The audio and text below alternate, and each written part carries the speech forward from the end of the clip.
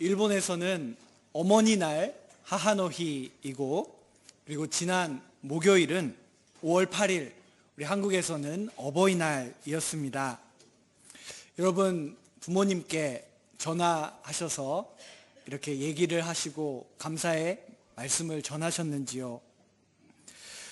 우리 교회에서는 가정의 달 5월에 이 두 번째 주일을 어버이 주일로 매년 지키고 있습니다. 신구약 성경에서 여러 구절들이 부모를 공경하라 혹은 너의 부모에게 순종하라 라고 말합니다. 그런데 이 성경 말씀의 특징은 그 공경이 도덕 때문에, 윤리 때문에 있는 것이 아니라 사람 안에 있지 않고 하나님과의 관계 속에서 이런 계명들, 명령들이 있다라는 것입니다. 우리는 먼저 하나님과의 관계를 맺고, 그리고 나서 그 관계 안에서 가족의 관계, 이웃 간의 관계를 맺도록 그렇게 말씀을 듣고 있습니다. 구약에서는 하나님의 백성에게 주어지는 10개의 계명의 5번째 계명으로서 부모 공경이 있고, 신약에서는 예수 그리스도와 연결되어 살아가는 세 사람은 입은 자로서 부모를 공경하고 순종하라라고 권면되고 있습니다.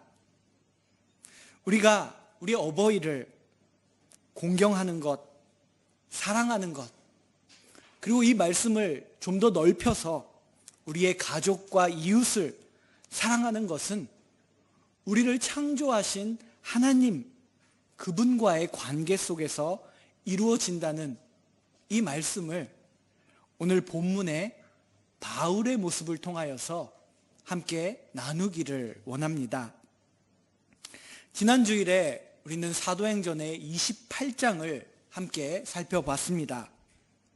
바울이 탄 배는 난파했지만 배에 타고 있던 사람 모두가 다 무사히 바닷물 밖으로 나올 수 있게 되었습니다. 이제 바울은 곧 그의 항해의 목적지인 로마에 도착하게 될 것입니다. 오늘은 어버이 주일을 맞이하여 잠시 우리가 이미 함께 나눴던 사도행전 22장으로 돌아와서 그 말씀을 다시 한번 보기를 원합니다. 22장에서 바울이 있던 곳은 예루살렘이었습니다. 바울이 예루살렘에 가기 전에 주변에 바울을 사랑하는 많은 사람들, 또 성령의 계시를 받은 사람들이 예루살렘에 가면 위험이 있다고 경고했고 그를 말렸습니다. 그러나 바울은 결국 예루살렘에 갔고, 그리고 그곳에 오순절 유대인의 명절이 되어 모인 많은 군중들이 아시아에서 온 유대인들의 선동 때문에 폭도가 되고 말았습니다. 그들은 바울을 잡아 때려 죽이기 위하여 성 밖으로 그를 끌고 가는 모습이 사도행전에는 기록되어 있습니다. 그러나 그때에 천부장이 극적으로 그 소식을 듣고 신속하게 그를 구출했고, 그때 바울은 유창한 헬라어, 그리스어를 통하여서 그 천부장에게 내게 여기 있는 유대인들에게 말할 수 있는 기회를 달라라고 정중하게 부탁을 합니다. 그리고 바울은 자신을 죽이려고 했던 그 유대인들 앞에서 다시 한번 말할 수 있는 기회를 얻게 되었습니다. 이것이 오늘 우리가 읽은 22장 1절까지의 상황입니다. 바울은 조금 전까지 폭도에 의하여 그들의 손에 맞아 죽을 뻔했습니다.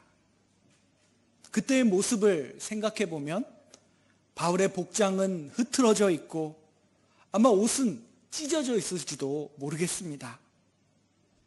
흙먼지가 묻어있는 옷, 바울은 어쩌면 처음부터 이런 고난이 있을 것을 각오하고 왔을지도 모르겠습니다. 그는 조용히 옷에 묻은 먼지를 털고 다시 일어나서 유대인들 앞에 섭니다. 그리고 그들을 바라보면서 오늘의 말씀을 전하고 있습니다. 오늘 본문 1절의 말씀입니다. 부형들아, 내가 지금 여러분 앞에서 변명하는 말을 들으라. 바울은 어떤 눈으로 눈앞에 있는 사람들을 바라보고 있었을까요? 아마도 그곳에 모여있는 많은 유대인 군중 중에는 몇몇 바울이 알아볼 수 있는, 알고 있는 사람들이 있었을 것입니다. 그는 과거에 예루살렘에서 20년 이상 혹은 더 긴 세월 가마리엘이라고 하는 당시 가장 존경받았던 바리새파 랍비 밑에서 율법의 교육을 받았습니다. 그와 함께 그 밑에서 공부했던 동창들이 어쩌면 그 군중들 속에 있었을 수도 있습니다. 그리고 또한 바울의 가족이나 친척들도 그 자리에 있었을 수도 있습니다. 23장에서는 바울의 누이의 조카, 바울의 누이의 아들, 그러니까 바울에게는 조카가 되는 남자아이가 등장합니다. 바울의 가족들이 예수를 메시아로 믿는 믿음을 갖고 있었는지는 확인할 수가 없습니다. 그렇지만 적어도 바울의 친족이나 가족이 예루살렘에 살고 있었다라는 추측은 할 수가 있습니다. 그런 상황을 우리가 기억하면서 이 1절 말씀을 다시 한번 볼 때 바울이 말하는 부형들아 라고 하는 이 말은 단순히 유대인 동포를 부르는 말 이상의 의미를 갖고 있을 것입니다. 바울은 부형들아 라고 외치면서 참으로 그의 형제를, 자매를 바라보는 것처럼, 참으로 그의 아버지를, 어머니를 바라보는 것처럼 진심으로 외치고 호소하고 있는 것입니다. 바울은 오늘 본문 3절에서 이렇게 말합니다. 여러분, 나는 이 예루살렘 성에서 자랐고 가말리엘의 문화에서 우리 조상들의 율법에 엄한 교육을 받았습니다. 바울은 바리새파의 율법 전문가로서 엄한 교육을 받았다라고 말하고 있습니다. 그 중에는 분명 10계명이 있었을 것이고 깊이 있게 엄하게 그 10계명에 대한 연구를 해 나갔을 것입니다. 오늘 교동문에 있었던 출애굽기 20장 12절의 말씀, 우리는 너무나 잘 알고 있습니다. 출애굽기 20장 12절에 네 부모를 공경하라. 그리하면 내 하나님 여호와가 네게 준 땅에서 내 생명이 길리라. 바울은 분명 이 계명을 잘 알고 이 계명의 의미에 대해서 연구해 왔을 것입니다. 그런 그는 특별히 부활하신 예수 그리스도를 만나 사울에서 바울이 된 그는 에베소에 있는 교회에 편지를 쓰면서 이 10계명 제5계명을 인용해서 다음과 같이 말합니다. 에베소서 6장 1절에서 자녀들아 주 안에서 너희 부모에게 순종하라. 이것이 옳으니라. 내 아버지와 어머니를 공경하라.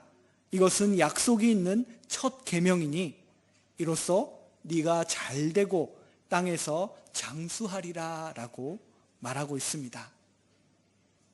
바울이 이 계명을 잘 알고 연구해 왔다면 지금 참으로 오랜만에 다시 돌아온 예루살렘에서 자신 앞에 있는 이 동포 유대인들을 바라보면서 부형들아라고 말할 때 그는 정말 부모님을 공경하는 마음으로 그들을 부르면서 전할 말씀을 전하지 않았을까 생각해 봅니다.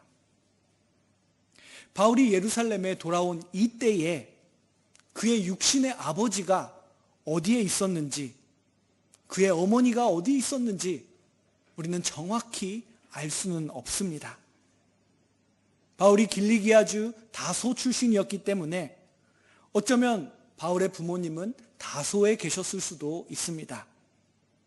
아니면 이미 돌아가셨을지도 모릅니다. 그러나 바울은 지금 예루살렘에 와서 자신 앞에 있는 동포들, 특별히 자신의 어버이, 형제, 자매, 이 사람들을 바라보면서 네 부모를 공경하라라고 하는 이 계명을 실천하고 있습니다. 바울은 어떻게 이 말씀을 순종하고 실천했나요?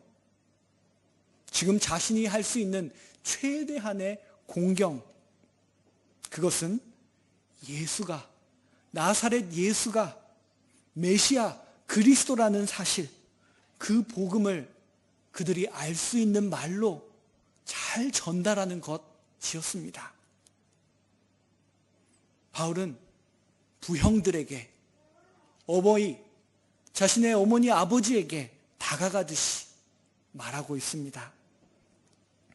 바울은 복음을 전하는 이 로마 세계에서의 지금까지의 여정 속에서 일관적인 태도를 보여왔습니다.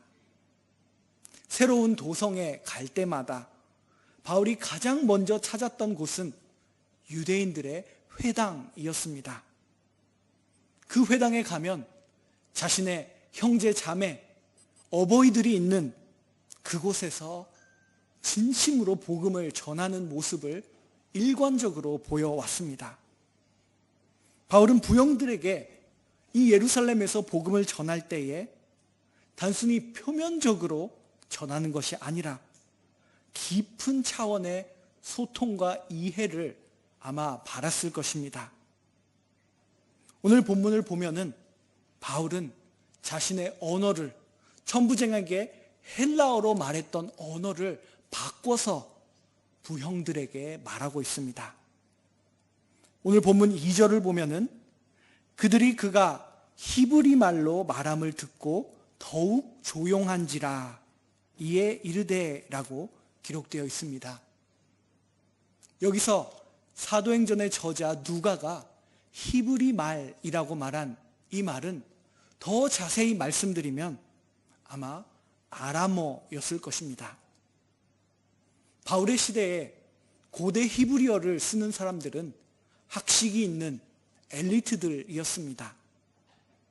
보통 서민들은 아람어를 썼고 아마 바울도 그들이 예수의 복음을 들을 수 있도록 아람어로 말했을 것입니다. 여기서 우리는 바울의 태도를 봅니다. 그들에게 다가가기 위해 언어를 바꾸고 자세를 낮추며 복음을 정중하게 전하려고 하는 바울의 뜨거운 마음을 우리는 이 히브리 말로 말함이다라는 이 누가의 표현을 통해서 볼 수가 있습니다. 바울은 비록 폭동 때문에 죽을 뻔했지만 그가 왜 예루살렘에 왔는지, 그가 해야 할 일이 무엇인지 그 폭동 속에서도 결코 놓치지 않았습니다. 바울이 지금 부형들 앞에서 전하는 이 메시지 속에 얼마나 강한 의지가 있었는지를 우리는 알 수가 있습니다. 바울이 전하는 메시지는 지금까지와 동일하게 나사렛 예수가 부활하신 주이시고 메시아라는 복음이었습니다. 바울이 히브리어로 말하기 시작했을 때 사람들은 조용해졌고 그의 말에 귀를 기울였습니다. 그리고 그는 핵심까지 왔습니다.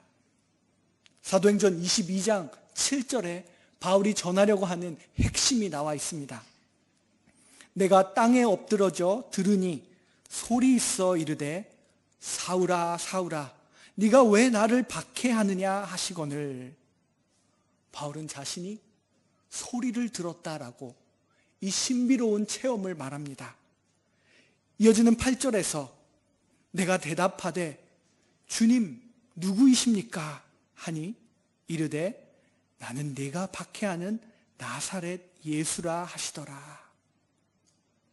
바울은 자신이 가말리엘 문화에서 엄한 율법의 교육을 받았던 열심 있는 유대인 자신이 어떻게 다메섹 도상에서 부활하신 예수와 만나게 됐는지, 그의 음성을 듣게 됐는지 자신의 체험을 그들이 알아들을 수 있는 언어로 전했다라는 것입니다. 바울은 왜 이토록 부형들에게, 어버이들에게 이 말씀을 전하고 싶었을까요? 예루살렘에 가면 큰일이 난다는 경고를 들었는데도 바울은 왜 예루살렘에 와서 이 말씀을 전했을까요? 우리는 바울이 아마도 이 예루살렘에 가기 직전에 쓴 것으로 추정되는 로마서, 그의 편지 로마서를 통해서 바울 마음속에 있었던 간절한 바람, 소망을 알 수가 있습니다. 바울은 로마서 9장 2절 3절에서 이렇게 편지하고 있습니다. 로마에 있는 성도 여러분, 나에게는 큰 근심이 있습니다.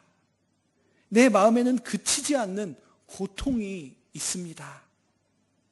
이어지는 3절에서 나의 형제 곧 골육의 친척을 위하여 내 자신이 저주를 받아 그리스도에게서 끊어질지라도 원하는 바로다. 바울의 근심, 바울의 고통은 바로 그들의 동포, 형제요, 자매요, 어머니요, 아버지인 이들이 예수 그리스도를 알고 구원에 이르는 것이라고, 그 일을 위해서라면 내가 그리스도로부터 끊어질지라도 나는 이것을 간절히 바라고 있다라고 말하고 있습니다. 그런 이 로마서에서 바울이 이렇게 말하는 그의 마음을 우리가 알았다면, 바울이 예루살렘에서 맞아 죽을 뻔했지만 부형들, 어버이들에게 말할 기회를 달라고 간청했던 것은 어쩌면 너무나 당연한 일일지도 모르겠습니다. 그는 자신의 골육, 이스라엘 사람들을 위해 기도하기를 멈춘 적이 없었다라고 말합니다. 로마서 10장 1절에서 바울은 자신의 기도를 말합니다. 형제들아, 내 마음에 원하는 바와 하나님께 구하는 바는 이스라엘을 위함이니 곧 그들로 구원을 받게 함이라. 바울은 그들이 구원받기를, 그가 만난 부활하신 예수, 메시아를 만나고 하나님이 어떻게 지금 이 시대에 그들을 새로운 하나님의 백성으로 부르시는지를 전하기를, 알기를 늘 기도해 왔다라고 말하고 있습니다. 바울은 그렇게 각오하고 언어를 바꿔서 부형들에게, 어버이에게 예수 그리스도의 복음을 전했습니다. 그러나 우리가 이미 봤듯이 안타깝게도 예루살렘의 부형들은 바울이 전하는 복음을 받아들이지 않았습니다. 그렇지만 결코 바울은 예루살렘에서 어버이들에게 전한 이 복음의 시도를 후회하지 않았을 것입니다. 오늘 본문에 있는 바울의 모습은 어버이 주일을 맞이한 우리들에게 물음을 던지고 있습니다. 먼저 첫 번째 물음은 하나님과의 친밀한 관계를 맺고 있는가라는 질문입니다. 바울은 부활하신 예수님을 만났고 성령의 촉구를 받아 지금 예루살렘까지 왔습니다. 삼위일체 하나님과 관계를 맺고 소통하는 바울의 모습을 우리는 봅니다. 또 한 가지의 물음은 그런 삼위일체 하나님과의 관계 속에서 나는 어버이를, 나의 가족들을 공경하는 그런 관계를 맺고 있는가라는 물음입니다.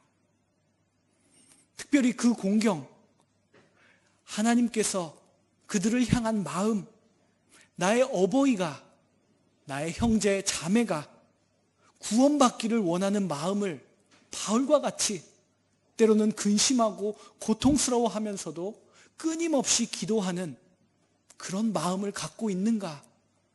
바울은 우리들에게 묻고 있습니다.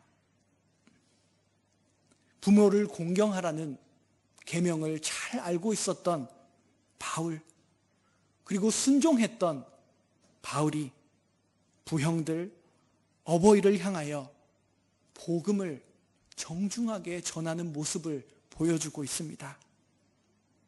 자신의 진심을 담아 다메섹에서 만난 그분을, 그 체험을 전하는 바울의 모습입니다. 우리는 바로 결과를 찾고 보려고 하는 모습이 있습니다. 만약 결과론적으로 바라본다면 바울은 실패하였습니다. 그 부형들에게 복음을 전했지만 그 복음은 튕겨나갔습니다. 그들은 나사렛 예수를 메시아로 받아들이지 않았습니다. 그러나 우리는 그 과정을 바라봅니다. 바울은 어버이를 향한, 그의 골육을 향한 마음을 보여줬습니다. 그리고 그들에게 전하는 구원의 복음을 어떻게 전하려고 했는지, 복음을 전하는 자로서의 태도를 우리들에게 보여주고 있습니다. 지난 주일에 이어서 이 사도행전을 보면서 하나님의 백성의 구원의 이야기인 구약의 출애굽기를 같이 보고 있습니다. 하나님은 출애굽하는 이스라엘 백성들을, 그들이 앞으로 이제 애굽을 떠나서 하나님의 새로운 백성으로서 어떻게 살아가야 하는지 새로운 삶의 방식을 말씀하십니다. 출애굽기에서 모세를 통하여 전해지는 그들의 삶의 방식의 중심에 있는 것은 너희들이 하나님의 백성이 되었으니 너희들의 어머니 아버지의 이름을 기록하고 족보를 기록하라는 그런 말씀이 아니었습니다. 출애굽기에 애굽을 떠나는 백성들에게 누가 너희의 아버지고 형제인지 혈연 관계를 기억하라고 말하는 그런 구절은 없습니다. 그러나 하나님이 중요하게 너희들의 새로운 삶의 방식이다라고 말하는 것 중에 애굽에서의 고된 노역과 학대에서 나 여호와 하나님이 어떻게 너희를 구원하셨는지를 대대로 기억하라는 그 말씀이 있었습니다. 하나님은 대대로라고 말씀하십니다. 대대로라는 이 말은 어버이와 자녀들과 어버이가 이 하나님의 구원을 진솔하게 서로 이야기하며 살아가라라는 그런 의미를 담고 있습니다. 이스라엘의 백성들이 어떤 혈통을 갖고 살아왔는지를 기록하는 것보다 그들이 어떤 하나님을 만났고 그들이 만난 하나님이 어떻게 그들을 구원하셨는지를 전하는 신앙의 족보를 써나가라고 하나님께서는 모세를 통하여 말씀하셨습니다. 출애굽한 이스라엘 백성들은 이 말씀에 순종하여 매년 유월절을 기억했고, 유월절이 되면 함께 어린 양이나 염소를 잡아서 그 피를 문설주에 바르고 함께 식사하는 시간을 가졌습니다. 교모가 들어가지 않은 맛없는 빵을 함께 먹으면서 어버이 세대와 자녀 세대가 한 식탁에 둘러앉아 하나님의 구원을 함께 이야기하는 것입니다. 오늘 본문에서 바울은 부형들에게, 어버이들에게 다가가서 복음을 전했습니다. 진솔하게 언어를 바꿔가면서 끈기를 갖고, 그리고 어버이를 공경하는, 존중하는 마음을 갖고 대화를 시도했던 것입니다. 오늘 이 말씀을 나누면서 바울과 같은 모습이, 또한 출애굽한 이스라엘 백성들과 같은 모습이 우리의 어버이와 우리 사이에 일어났을 때, 우리의 육신의 가족이 단순히 혈연의 가족을 넘어서 하나님의 백성이 되는, 하나님의 신앙의 공동체가 되는 놀라운 은혜가 있다는 것을 오늘 말씀은 우리들에게 전해주고 있습니다. 이 어버이 주일에 동경교회에 속한 모든 가정 가운데 대대로 그 세대 속에서 이 은혜가 가득하기를 간절히 소망합니다. 기도하겠습니다. 사랑과 은혜가 풍성하신 하나님, 하나님은 그 크신 사랑으로 출애굽을 인도하셨고 예수 그리스도를 통하여 우리를 구원해 주셨습니다.